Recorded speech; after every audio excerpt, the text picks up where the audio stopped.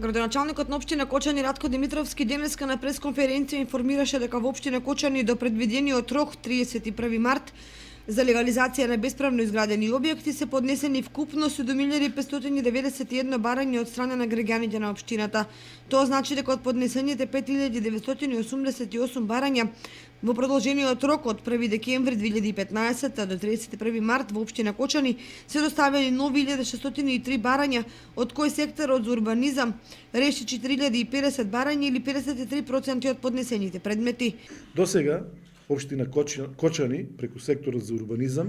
реши 4050 барања или 53% од вкупно поднесените предмети, што општината ја сместува во редот на оние општини кои што се со солидна или поголема динамика за постапката за легализација на бесправно изградените објекти.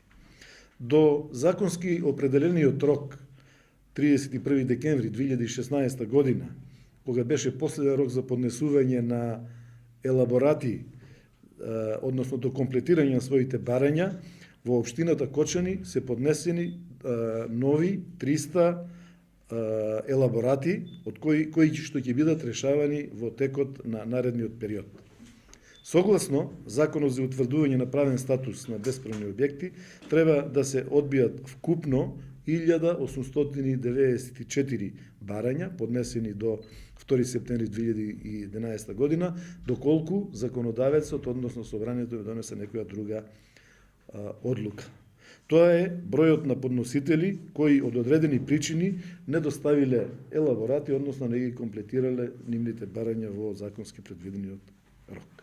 Комплетна документација за легализирање на бесправно изградени објекти до предвидениот рок се доставени за 300 предмети, а од вкупната бројка остануваат да бидат решени уште 3495 барања, од кои досега се одбиени 46.